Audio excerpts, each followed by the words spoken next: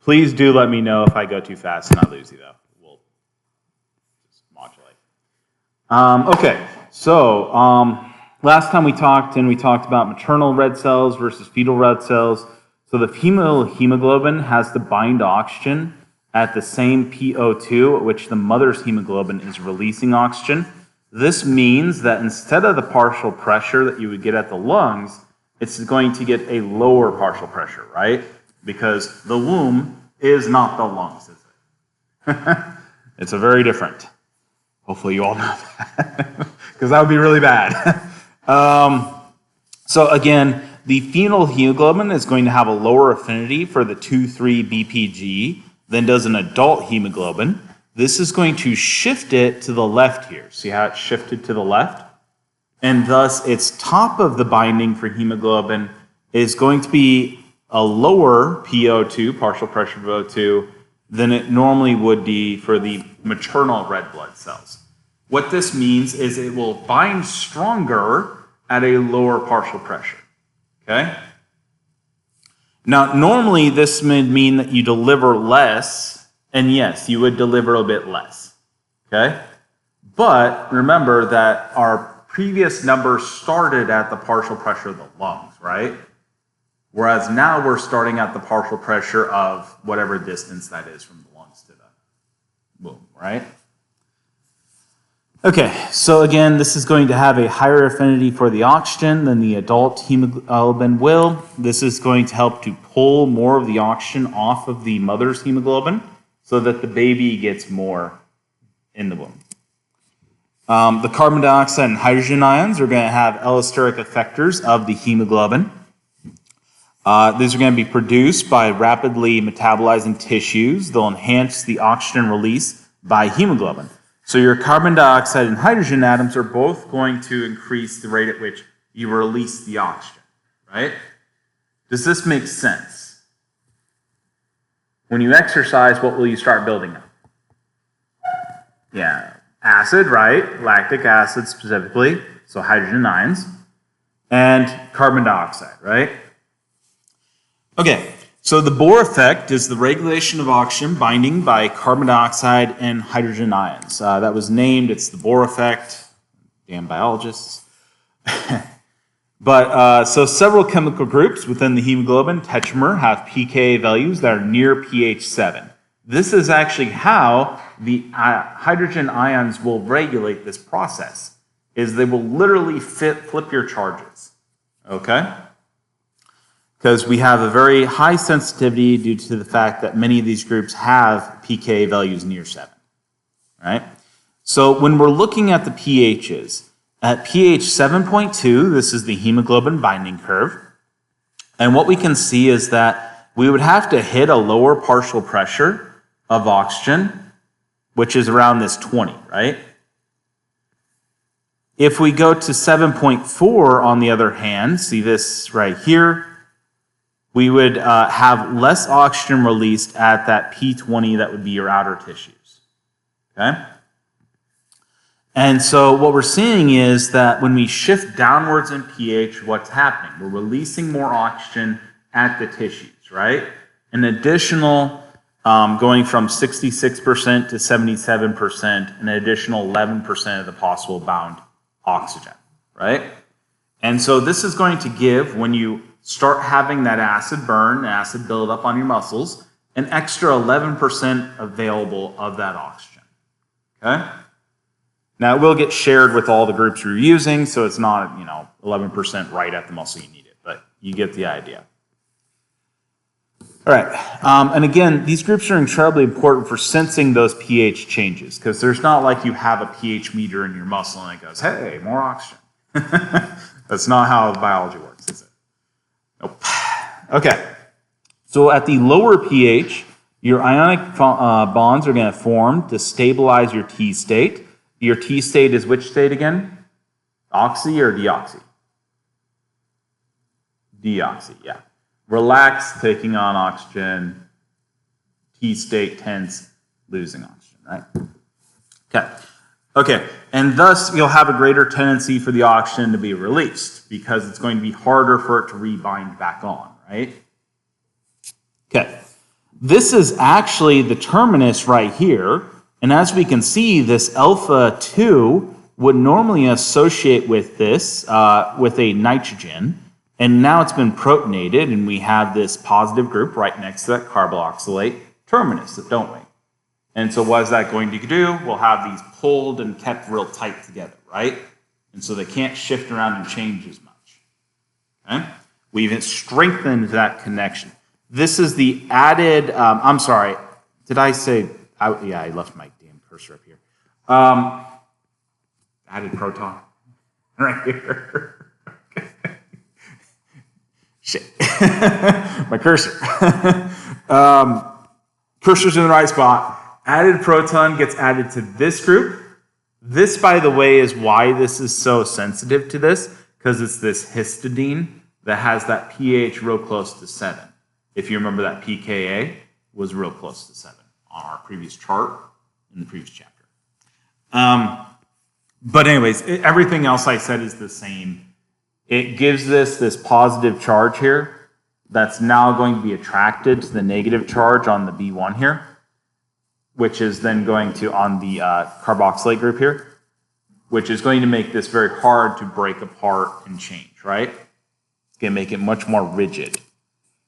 Okay, so the carbon dioxide is going to stimulate the oxygen that's released by two mechanisms. Your carbon dioxide is going to react with water. This forms bicarbonate ion and a hydrogen bond. Hydrogen ion, excuse me, because this is going to actually form an acid in solution. So this is going to result in a drop of pH. Remember what dropping in pH does. It's going to stabilize your T state, right? Which means it also acts as the acid, lowering pH like we saw before, okay? But you actually have a direct chemical interaction between the carbon dioxide and hemoglobin stimulates oxygen release, which stimulates oxygen release, excuse me. And so right here we can actually see the effects separated for CO2 and pH, okay?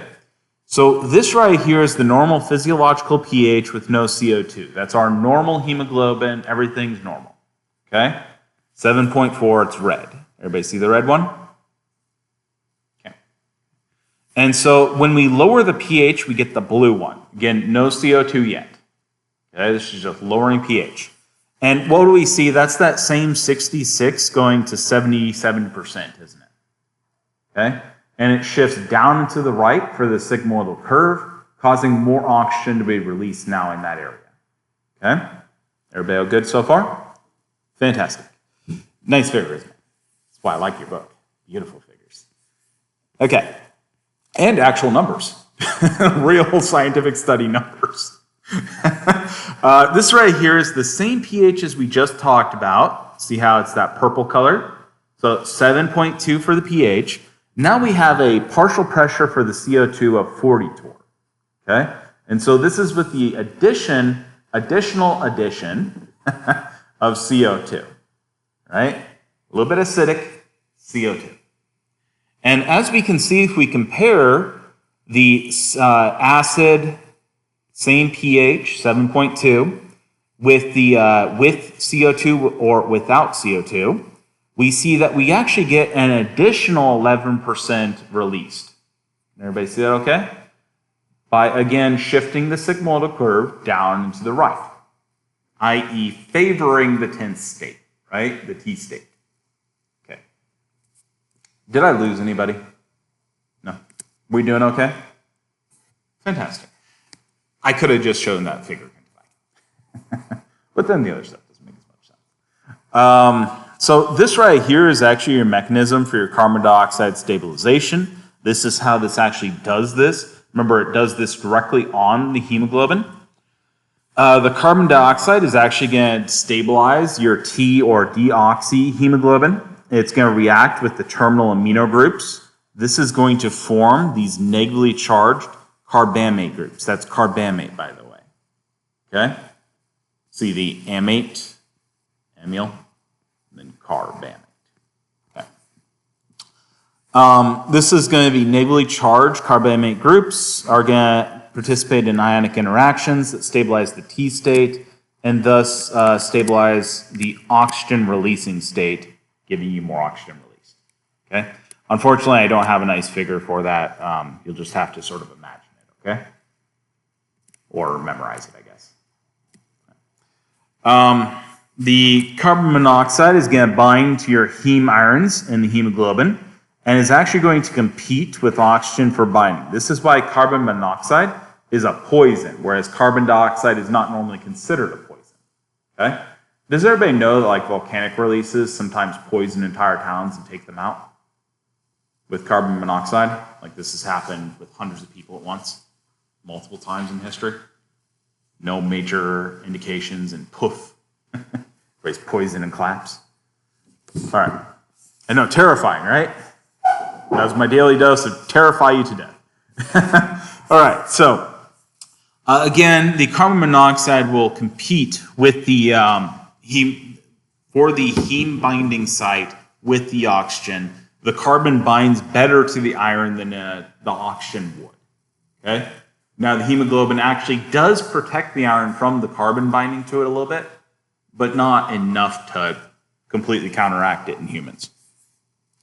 Okay, so the NGB H64Q, which is a mutant neuroglobin protein that binds carbon monoxide 500 times more tightly than does hemoglobin, and we can actually see these curves right here, where we get this huge percentage with it pulling the carbon dioxide off of the hemoglobin if you have this mutant form of the hemoglobin, which would buy you time and protect you from the hemoglobin, the carbon monoxide binding to it and killing you. Okay? And can you see that curve okay? Everybody understands what you're looking at when you look at that? Okay. If you have any problems understanding these, please let me know and mark them down. We can talk more about them. So sickle cell anemia, this is going to be a genetic disease caused by a mutation resulting in substitution of the valine for glutamate at position 6 of your beta chains for your hemoglobin. One little substitution, big difference. The substitution substantially will decrease the solubility of the deoxyhemoglobin. Now remember that if it's insoluble, these things are almost basically always surrounded by water, right?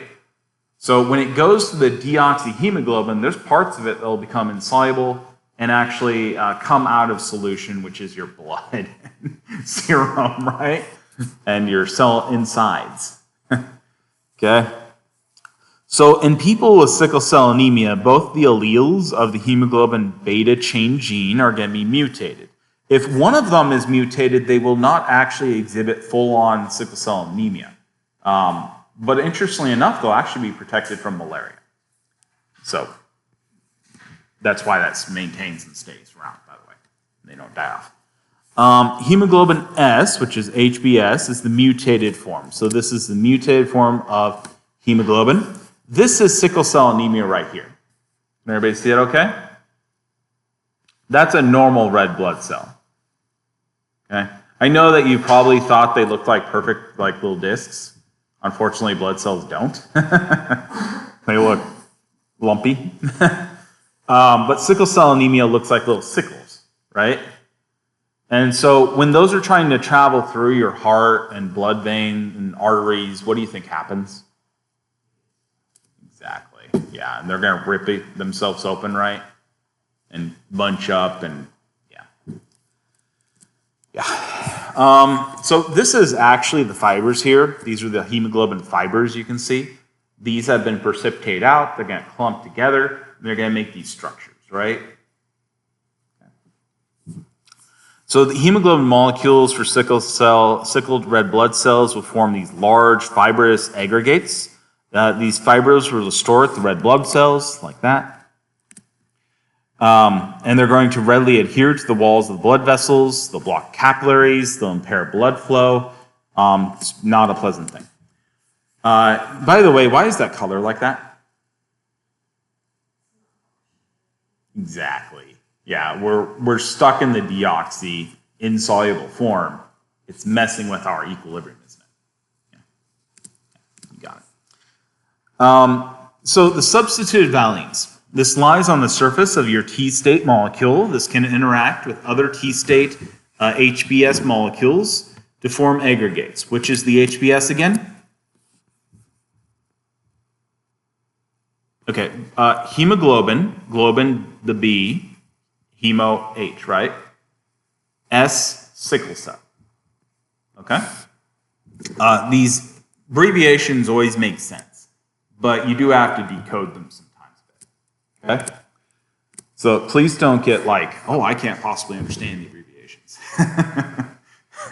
Don't like shy away from them. Just dive in. Okay? It really won't hurt you, and it's actually pretty easy. All right, so the oxyhemoglobin S is going to be in the R state. The PHE 85 and LEU 88, notice those are the three-letter codes for your amino acids, on the beta chain are going to be largely buried inside the hemoglobin assembly. So these are these right here. Okay? And so this is what's causing these to start aggregating together and sticking together, is because you have that extra nonpolar interaction that can occur. Okay? And so they'll start sticking together, making fibers, and you get these large fiber structures then. Whereas they should be dissolving in the liquid, or at least maintaining in there as a dispersion. Okay? So let's talk about some of the immune system and how that depends on key binding proteins. So your innate immune system is an evolution of ancient defense system that represents a first-line defense against foreign pathogens. It is our defending troops for our ecosystem, right? We're all our little own ecosystems. Okay? This is going to rely on the recognition of classes of molecules that are common to invading organisms to identify and eliminate these threats. Why don't we just kill everything that's not our own cells, by the way? Yeah. In fact, the majority of the cells within our body are not actually human cells, right? And we need most of those. So if we did, we'd die really fast, right? And get very sick. And in fact, this is brand new stuff that isn't going to be in your book right now because it's like 2 years old, starting to see this. Your immune system actually largely incorporates your biotics, your other cells from other organisms as well. They're involved in your immune system. So, the internal proteins, foreign in self, can be broken into peptides. They can be bound into proteins encoded by your major histocompatibility complex. The major histocompatibility complex is abbreviated typically as MHC, major histocomplex. The T cells can then scan the bound peptides to find and kill cells that display foreign, remember what motifs are? Okay, the repeated patterns that show up, they usually consist of several different secondary structures put together. Okay? For example, things like a spike protein or this little curve followed by this little alpha helix followed by this little curve. Okay? Okay, so motifs on their surfaces, because obviously surface is stuff you can actually scan through, right? The toll-like receptors, what do you think this is like? Tolls. Anybody ever been through a toll gate? Okay, good. Toll-like receptors, TLRs. These are going to be proteins on the outer surface of cells that recognize specific classes of molecules that are present in many pathogens but absent in the host. This is part of your innate immune system. It works a lot like the toll systems do these days, where you have like the little badge and it scans. Yeah, except it has to be some sort of chemical or interaction, right? It has to be some sort of complex interaction. The extracurricular domain is going to be composed largely of leucine-rich repeats. LRRs is the abbreviation for that. I don't expect you to be perfect on these abbreviations, by the way, just don't shy from them. okay? That's the only part I expect. So anyways, these right here are the repeated units. This is the extracellular domain of the toll-like receptor, okay? And so if you look at one repeated unit, this right here would be your repeated unit right here. And see, it has these side chains facing in. They look a lot like binding sites, right? Guess what they are? Binding sites. Because they're going to be a toll-like receptor. They're going to, test it out, right? Basically, they're going to test, does this have the shape that I think it should? Is it binding like I think it should?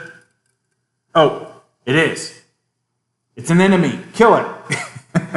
Okay? Because remember, you have to basically reach out and bind things in your body. You can't see them, can you? All right, so this is recognition of PAMP, P-A-M-P, by its toll-like receptor. So the pathogen-associated molecular pattern, this is PAMP. This is going to be the specific molecular class that's targeted by our toll-like receptors, TLR. These are going to be hook-like structures from the extracellular domains of the TLR. These are going to have surfaces that are capable of recognizing a variety of ligands, and then they're going to bind them. When they bind the correct set of ligands, they're going to go enemy, kill. Okay? So let's talk about the adaptive immune system. So this is going to target specific pathogens, even in those that it's never encountered. It's going to be composed of humoral and cellular immune responses. Remember, so far we've encountered them before, we know what they look like, kill them. Okay?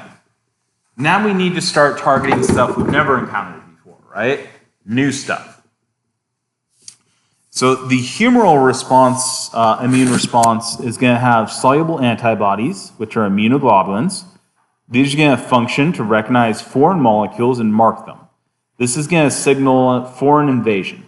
This is the part of the immune system that goes haywire the most often. Okay? Antigens is going to be molecules that induce immune response. Please remember the antigens. Antigens are fascinating, and really, if you're going to go into a research field, they're a great field to go into. Okay? There's a lot of stuff going on with that, like antigens that targets drugs so they can't work on your body. Crazy stuff. Cellular immune response is going to be a cytotoxic T lymphocytes. These are the killer T cells, by the way. You guys probably heard those before, killer T cells. Did you hear the proper name for them before? Cytotoxic T lymphocytes? Okay. Well, if you haven't yet, congratulations. Anyways, this is your cellular immune response. This is the actual immune response that's going to do things and kill things. Again, this is going to destroy cells by having them that have been invaded by a pathogen. And so part of the problem when you have like a virus, right? How does a virus work? It's going to inject its DNA and RNA and convert your cells to produce more of it, right? So if you can take out all the virion particles in your body, except for the ones that are inside of cells, would you be okay? No. You would suppress the disease, but eventually you're going to succumb, right? This is like the immunosuppressant, the HIV drugs, where it doesn't actually cure HIV, it just suppresses it. That's essentially how those work. It just blocks the reproduction, so you don't have any expressed virons, but never reverses your infection. So you still have cells that are producing those, and they never get killed. Okay? So anyways, these are actually going to kill your cells, and that's why it's cytotoxic, by the way, T lymphocytes. This is the variability and the residues for those immunoglobulin sequences. This is going to include the regions of extensive sequence variability. Specifically, these will be these regions right here. Is that okay? Okay. So we have here conserved regions, as you can see there. These are then going to be the highly variable regions. What would you expect out of those regions, by the way?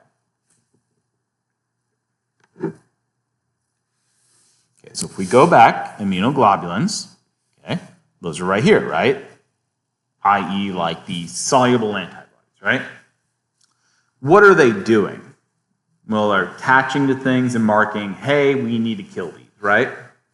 And so what has to happen with those? We have to change certain parts of them, don't we? Okay? We have to maintain an overall structure. We have to maintain the ability of going, hey, this thing needs to be killed. But we need to change the part that binds and says, this is the thing I should attach to, don't we? And that has to be variable. So what you're looking at is essentially the parts that would connect with your targets, right? And identify target. So the immunoglobulin G, IgG, lowercase g, capital G, is going to be the major antibody in the serum. This is what you hear a lot of, like you heard during COVID, isolating the IgG. Yeah, that was that. Okay? They were isolating them from one person, pumping them into another. They would attach, target the virus, and then that would help the person start targeting themselves. Okay? Sometimes it works really well, sometimes it does not.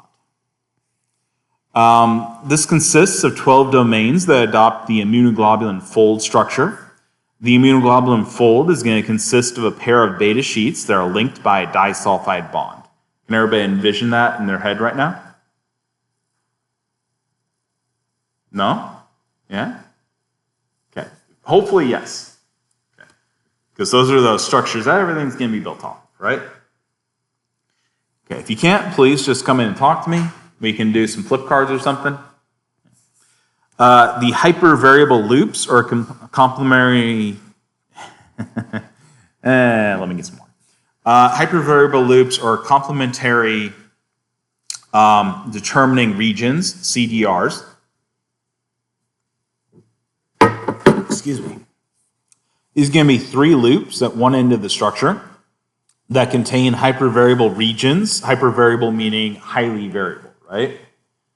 And they're going to form potential binding surfaces. Again, these are going to be the ones with the high variability. Notice 1, 2, 3, by the way, because we have how many loops? 3. And so these are going to be the ones for targeting different things, right? And will be designed to target. The structural domains are going to be strung together to form chains. This right here is what it looks like overall. Okay? Can everybody see the beta sheets? They're represented by these arrows. Okay. See them wrapping around. Okay. These are the hypervariable loops. See the 1, 2, 3 loops right there. They're pretty clustered together because one side's going to bind to your target, right? Okay. And then what you're going to have here is this, the N terminus, of course. This is the C terminus. This right here is the identification part that's going to say, hey, I'm the thing that's binding stuff so you can kill it. Okay? That's that little tag. And that will help cause that to happen. Again, that's the disulfide bond there. And then this is just structural material, right? Okay. So, again, the immunoglobulin G structure. If I say IgG, will you guys get what I'm talking about? Yeah. Okay. This consists of 2 light, which are the L chains, and 2 heavy, which are the H chains. Great terminology. L light, H heavy. These are going to be linked by disulfide bonds. This is the light chains. This is the heavy chains here. Okay? Notice which is lighter? The light chains. Which is heavier because they have more chains? The heavy chains. I know. Such a great use. Anyways, the L chains is going to contain 2 immunoglobulin domains. The H chains are each going to contain 4 immunoglobulin domains. Keep in mind you have these beta chains that can associate with each other. A bit like Velcro. Okay? Where one side could stick to that other side of the Velcro. And you can basically do that with all of them. Yeah. See that? It looks a lot like Velcro, doesn't it? It even zips. I know. These are right here, by the way, are the interchain disulfide bonds. See those connections, the green ones? Keep in mind that this one is not actually extended out like that. That's just what the picture, when it's simplified, looks like. Can anybody tell me the high variable regions on this? Yeah, the red's right here, right? Yeah, you got it. Okay. And so they're on the outer portion that could stick to stuff, right? Okay. There we go. Huh? Not exactly. They have 4 groups, yes. So there's 4 of these clusters of 3 high variable regions that would stick to things. Okay? But we'll see how the actual binding happens in just a bit. Okay? It really helps to have some sort of figures. Yeah. So the IgG, this can actually be cleaved into 3 fragments. These being the 3 fragments here. Notice it's cleaving this part right here. See that? Which creates the 3 fragments. This is actually going to be done by the proteolytic, proteolytic enzyme, papain. God, I am just... Thursday is a long day for this. Anyways, by the way, proteolytic, proteo, as in like a protein that you are cleaving. Okay? So if you're ever wondering, these names actually all mean basically what you would think. Okay? You just got to look out for those Greek root words. Okay? So we have the 2 FAB fragments. These are these fragments that have the light chain on them. So you have the 2 parts from the heavy chain and then 2 parts from the light chain. And they're basically the same thing, just the FAB fragments. These will actually retain your antigen binding ability. That's this part right here, remember? With the 2 clusters of 3 variable loops that can actually bind to things. Okay. We'll have the 1 FC fragment. This doesn't bind. This is not a binding antigen. It doesn't have the variable loops, so it doesn't change that structure. Okay. So each of the IgGs contain 2 FAB fragments that can both bind. The IgG can actually cross-link antigens. So they can have, where it binds 2 different antigens and cross-link them together. Okay? Having the 2 FAB arms joined by a flexible hinge, which is right here, allows this IgG to bind the surface of repeating structures. So we can get many of them clustered on and really give a signal that, hey, this is the thing to kill. Okay? So this right here is our 6 altogether hypervariable loops. This is going to come together to form our binding surface altogether. Okay? And so the complete binding surface, when we're talking about the full setup for these IgGs, okay, is actually going to be 6 of these binding loops, okay, these hypervariable loops. Right? That's going to be the complete binding surface. That is what's going to act to actually bind onto things. Right? Individually, they wouldn't have enough binding strength to necessarily do what you need to do. Okay? Or enough selectivity either. So having these 6 loops gives you increased selectivity, increased binding strength if you need it, and that basically covers that. Because selectivity goes both ways, right?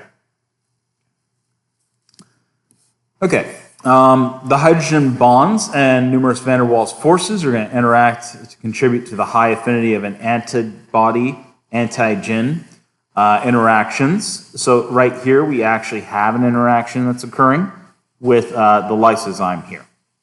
Okay? And again, here's the light and heavy chains. This is our binding surface here. They're colored blue in this case, so you can see which one belongs to which. But that's our hypervariable right here, the ones that show the little balls. So it can show you how it interacts. Okay? And remember, it's going to be a mixture of the dispersion forces, i.e. van der Waals forces, and our hydrogen bonding. Okay? So hydrogen bonding at the right spots, and then van der Waals forces in the right spots. That will then match up to what we bind to. Now, what exactly you can bind to is a whole lot of things. People have actually engineered these to bind to heroin, okay? Or plaques in Alzheimer's. So you can do some crazy stuff with this. It's really fascinating. Okay, so remember the FAB, this is the one we were just talking about, right? These have the binding sites on them. The FC arm is actually going to be recognized by specific proteins on the surface of certain cells. And these are going to be the tags that will float in that region now and say, hey, we got activity, come on, let's go. You can think of it a bit like a tow being needed. So you have the car, but you also usually have like flashing lights or a flag saying, hey, I'm here, give me the tow, okay? Does that make sense? Okay. Okay, so the IgG is going to act like an adapter. This is going to link the antigen that's bound by the FAB arms, which have the high variable loops on them, by the way, the 6 total high variable loops, to the cells that are expressed by the FC receptor. This will initiate other steps that can help destroy the pathogen. Remember, we've only gotten to the part where we're binding to it right now, okay? And we've identified it. We're now signaling, hey, we need to do something with this, okay? All right, so we have other classes of antibodies other than the IgG. This is our IgG that we've been talking about right here. This is the IgA. This is a dimer, actually. See that? We have the alpha chain here, which is analogous to this gamma chain that we talked about before. Okay. We have the IgM. This would be a pentamer. See how they have very similar structures still, though? Everybody say okay? Okay. And remember, this is where our binding hypervariables typically are exposed. We then have the IgD and IgE. Okay? By the way, this last G is typically also has gamma, alpha, mu, M. It's related to the chain, which is then demarked by the Greek version of that letter. Okay? The genes that encode the immunoglobulin light and heavy chains actually undergo recombination events that are going to introduce different combinations of the CDRs. This has resulted in more than 300 possible light chains and more than 8,000 possible IgG heavy chains. So we have had a whole variety of differences that are created. You can have 300 times 8,000 would be 2.4 million potential antibodies, and that's just in the samples we've looked at, okay? And so you can actually have a huge variety of different molecules that you could possibly take, right? 2.4 million with this combination of factors. This is actually the COVID-19 vaccines. These induce antibodies that bind to the spike protein. This part being the part that triggers that spike protein. We have quite a ways to go for this lecture, by the way.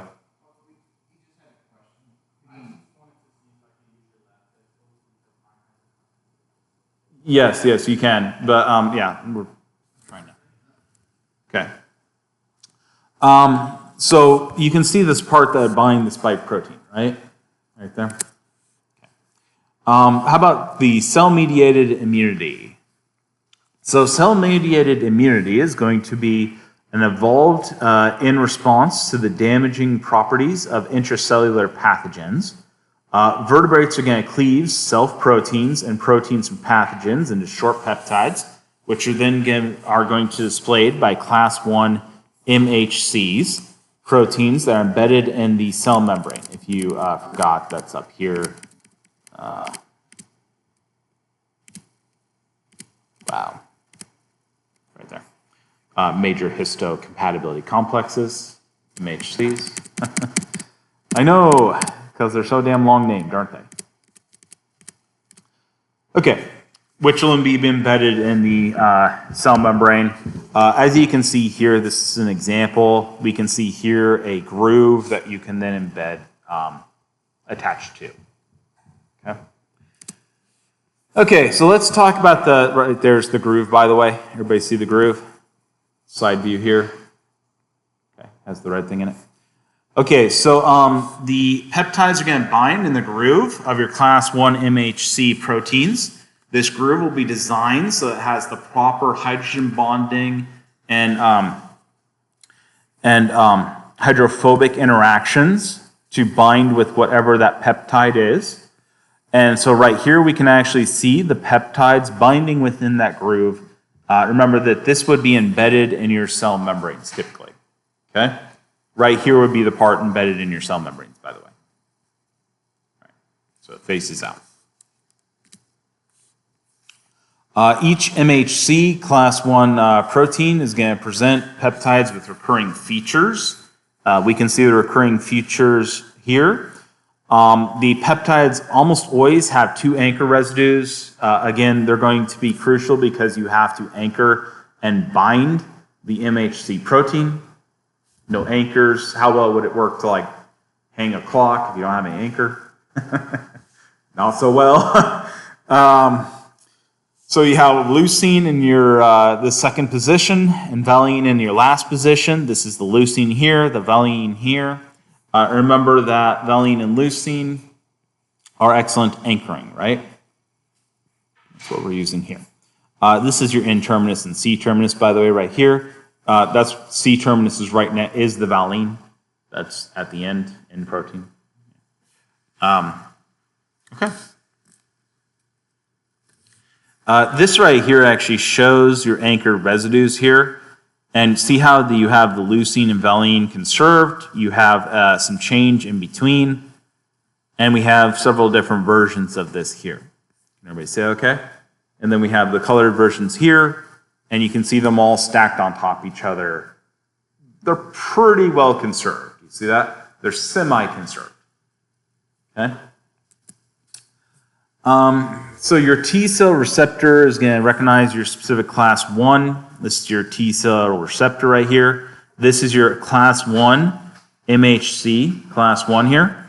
See the groove there? And that's the peptide sequence that then binds to. Okay? And then this right here is your T cell receptor. The T cell receptor structure is going to be comprised of 2 chains. You can see the 2 chains in the orange and purple here. With immunoglobulin folds and hypervariable loops. Again, we have the immunoglobulin folds, see that? And the hypervariable loops. Okay. It's going to be closely related to the FAB portion of the antibody, because that's the portion that sticks, right? Each T cell receptor is going to be capable of recognizing an MHC peptide complex by forming structural analogs and an antibody antigen complex. So again, this is like websites. You know, the website you type in is not the actual website, right? It's a shortened analog of that. I don't know if that helped at all. That doesn't seem to have helped at all, does it? Like stick figures. You know it's a human even though it's a lot more simple, right? It's a structural analog of it. Okay? Okay.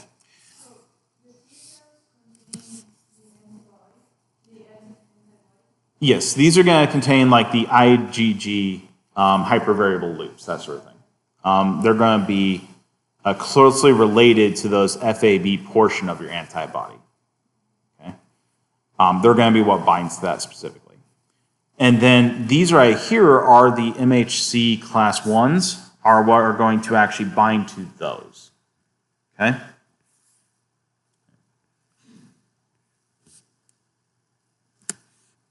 And this is your analog here, your peptide analog.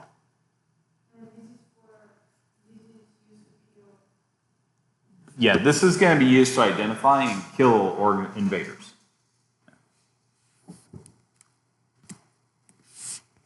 Though it's a lot more flexible than just identifying and killing foreign invaders, both in a good and bad sense. Yeah. So for the ligand binding reaction, the R plus L, here we have the ligand binding reaction that we've normally been talking about. Your equilibrium is actually going to look like this, of course, which is your Ka, that equilibrium constant, equals the concentration of your complex over the individual components in that solution. This is going to have the concentration, typically molarity, for these because we'll be in solution, liquid, solution, blood, serum, that sort of thing. The equilibrium constant, Ka, is because the reaction is an association reaction. The units are going to be in recursive molarity, 1 over molarity. And that's because you have an extra molarity on the bottom. Everybody say okay? Fantastic. Okay. These are going to become important because when we talk about bindings, we're going to end up expressing them in curves that we're going to have to express them as equilibriums, right?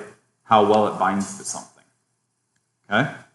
Which will be expressed by an equilibrium. So the dissociation process is if you flip that equilibrium, right? So we flipped the equilibrium, it was the complex, it comes apart, okay? And this is going to be represented by a Kd. Okay, so notice that the Ka association complex is going to have the inverse of the Kd. Okay? Okay. Remember, these aren't energies, so it's not the negative. It's the inverse, right? 1 over. Okay. So we're going to have the R times L, the individual components, divided by the complex. These are, again, going to be in molarities. And again, this is going to be our dissociation reaction, Kd, because dissociation, of course. The units are going to be the inverse, so m, just molarity, right? Whereas the previous one was m to the negative 1, which is 1 over m. Okay. So when the ligand is ligand 1/2, the same as we talked about before, half of the receptor is going to be bound and half is going to be unbound. And so at that state, our free receptor is going to equal our bound receptor, right? And so the Kd would look like this. Because these are equal, you can substitute the RL into where the R was previously, and then you can divide it by itself, which cancels it, right? And so our K is equal to 1/2 our ligand. Notice that's the same relationship as the Henderson-Hasselbalch of pKa, Ka. That's the same as our previous L 1/2s, all of those, okay? That's because we're working in equilibrium. So in general, the concentrations of free R and free L are not going to be measured, but our total concentrations of R and L are going to be known. If we use these parameters in the equilibrium constant expression, we can actually get this relationship right here. So remember, we don't really know our free R and free L. It's incredibly difficult to measure how much of something you have in a solution at this given time, right? Without affecting it. Especially if you're talking about like in a biological system, right? What you can know though is what you start with. The total concentrations of R and L, because you can take those, you can isolate it as one form and figure out how much total R there is, okay? How much total L there is. So we know this relationship has to be true. The total amount of R receptor has to be the amount of free receptor plus the bound one, right? Those are the two possible forms. The total amount of L, the ligand, has to be the free plus the bound, because that's the total amount we have. So we can actually rearrange these by whatever concentration is in solution at that given time, has to be the total minus the stuff that's bound, right? Okay. So we can then substitute those in the Kd, and that's this relationship right here. Notice we've just substituted these in. Okay? Okay, so except for ligands that are bound very tightly, the concentration of RL is usually a lot lower than the concentration of the ligand that's added. So the majority of the ligand is usually not bound in most systems. The only time you get that where the majority is bound is when you have extremely strong, very, very tightly bound ligands. Okay? In most systems, that's not something we have to worry about. Right? So this actually simplifies, this amount of ligand actually simplifies to whatever ligand we have for our number of significant figures is essentially equal to the ligand we added. Okay? So our free ligand is basically all the ligand we added. Because whatever's bound is going to be like a 0.001 out of 1, right? We're just going to round that error off anyways. Okay? And so we can actually simplify our previous formula to the R total times the L total divided by the complex minus L total. Because the complex is going to be without the stuff that we add. All right. So if we rearrange this, we can actually find that the KD plus L total equals the R total times the L total divided by the complex, the RL. And that is right here. If you want to rearrange that, this actually gives us a nicer relationship where we have something that's pseudo-linear, don't we? So we have right here on one side all of our terms that belong to the receptor, don't we? And on the other side, we have all the terms that belong to the ligand. And that means we have something we could, measure stuff out into and test. Ooh, fancy. Okay. This is very important, by the way. This is how you go about figuring out what, how strong of a ligand is for binding. You can figure out KDs now by plotting data against each other, right? Okay. So when the L equals KD, so if we add the total ligand concentration and it's equal to KD, what we would find is the complex is going to be half of your total possible receptor. Another way of saying that is we have filled half of our receptors in. By the way, yes, this is the exact same thing as we saw when we were talking about hemoglobin. Remember that hemoglobin charts that we looked at? And we had this same relationship before, didn't we? Our amount of bound divided by our total, right? On one axis. And then we were always looking at the ligand amount on the other, right? How much total ligand was available, which was oxygen. Remember that? That's this. That's what we were looking at. Okay? You just didn't really have the math yet. All right. And so when we looked at the 1/2 bound, this is what we looked at, isn't it?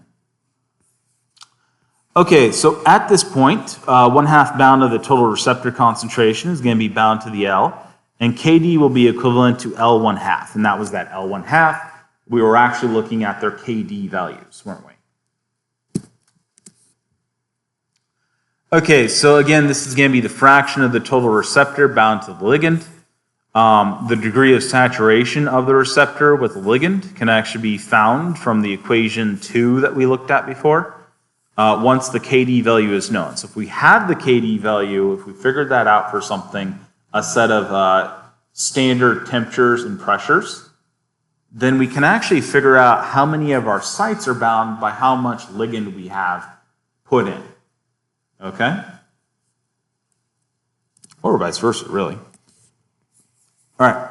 So this right here is monitoring your normal binding. You may recognize this as your myoglobin curve, because it's just like a myoglobin curve. If we have cooperativity, we would have had a hemoglobin curve, right? Which is sigmoidal. And again, that's just that ratio like we saw before. This would be the amount of ligand that is total, the total amount available in that solution. Okay? And so we see that whenever we go 50% of these sites bound, we come down here, that's L1 half. That's going to be equal to KD. Whatever number that is, that's KD. Okay?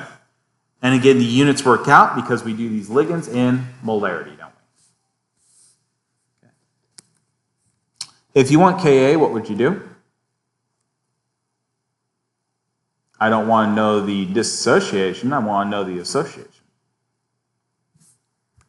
You take 1 over this KD value. Okay? And that would give you Ka. Okay. So let's talk about some specificity. This can be quantified by comparing the dissociation constants between two things. Specificity is going to tell you how well it binds to something, right? So if it binds to it stronger, i.e. dissociates less, that means it has a greater specificity towards that, right? If it binds to it less, it's going to have a lower specificity. So for example, estrogen receptors can bind to competitor ligands like bisphenol A, which is BPA, and the cancer drug tamoxifen, which is this right here. That's the cancer drug. BPA is the BPA-free and the plastics you always see. Yeah. Which is used to fix plastics, but it also is a birth control drug. By the way, if you ever feel those really waxy receipts, they typically have a lot of BPA on them, and that actually will dose you a full dose of birth control if you were to handle several of those receipts in an hour. Yeah. Interesting, huh? Messed up. Okay, so with two ligands, we have two ligands here, L1 and L2. The R total must be replaced. Instead of R total, we're going to have this right here, which is the R free, the receptor that's free, plus the receptor that's bound to the first ligand, plus the receptor that's bound to the second ligand. Those will be our three species that we have available in this case. So the ligands are going to compete for binding. This is that competition we're seeing. Whatever we use for the first ligand is going to have trouble getting the second ligand on, right? Because it's being filled up. Okay, and so right here we actually see that fraction of receptor that's bound to the ligand, just like we talked about before. Same sort of chart, right? So we can do an L1 half. Right here, we actually see the binding curves right there. And so, as you can see here, this red one here is the receptor to the BPA complex. This one down here is the receptor to the estradiol complex. So as you can see, as we add more and more BPA, what happens to our ability of our receptors to bind to our estradiol?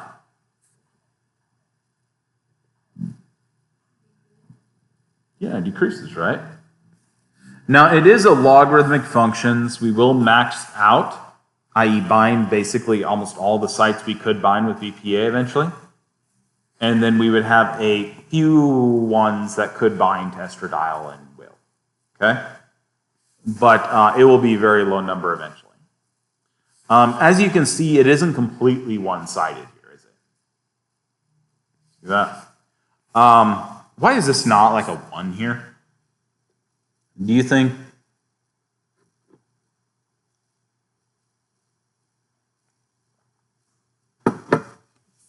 This doesn't start at 1, does it? It starts like 0.5. Okay, half the sites are bound. It'd be very unlikely you'd have an estradiol, so much estradiol that you'd bind all your receptor sites.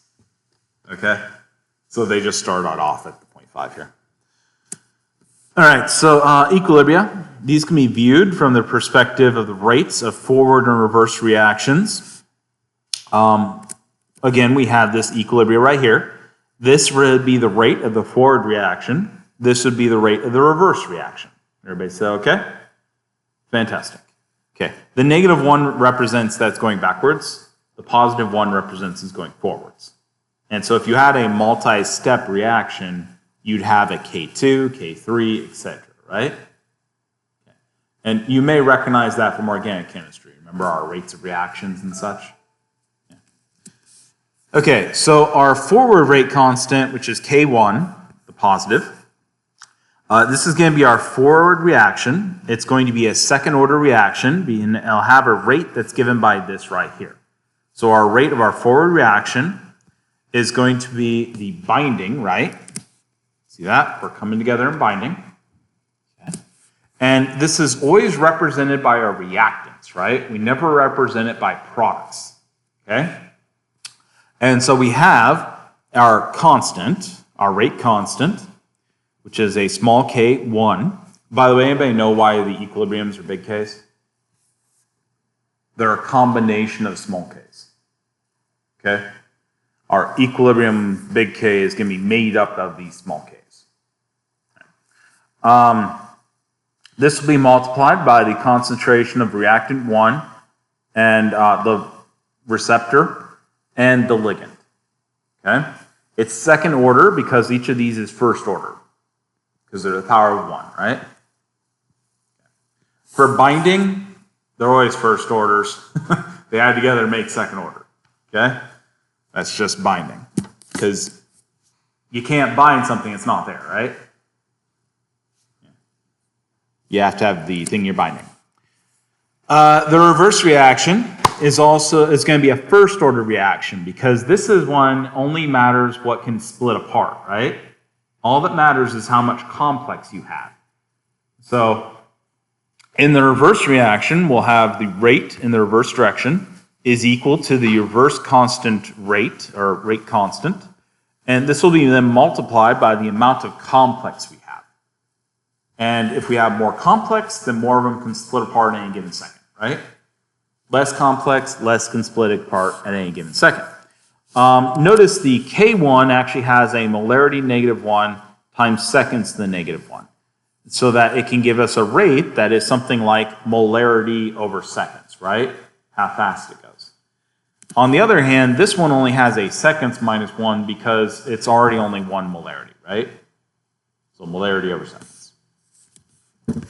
Okay, so this is actually showing you this equilibrium and kind of discussing the rates in reverse reaction.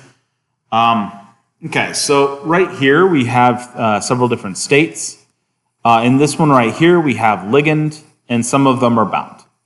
This here we then have, and none of them are bound, excuse me. We have the ligand and receptor. These are receptors, these are ligands, and nothing's bound yet, okay?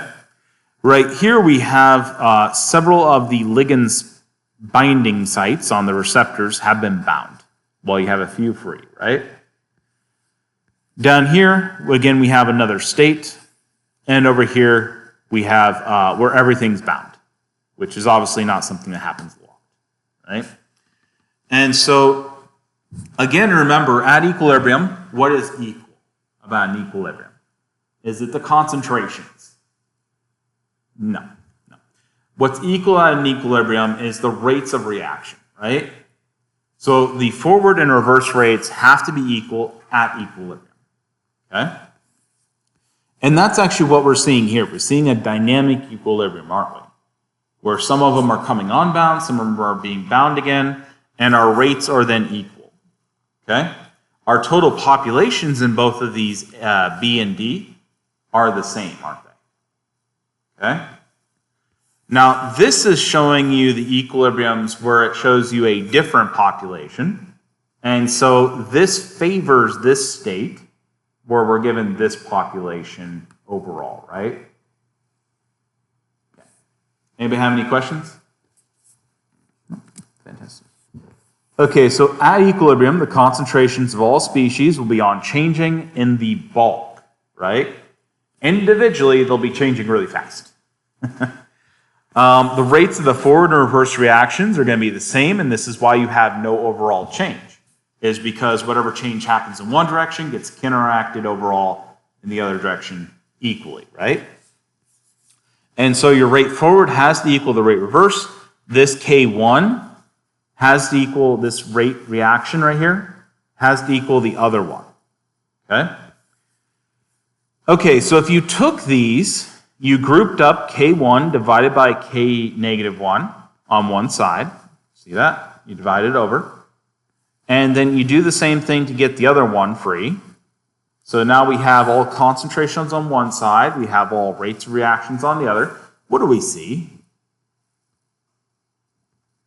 Concentration of R times concentration of L divided by the concentration of the complex. That's the equilibrium expression, isn't it? That's just our KD. So what was the KD all this time? The rate constant for it coming apart, because it's dissociation, divided by the rate constant for it coming together.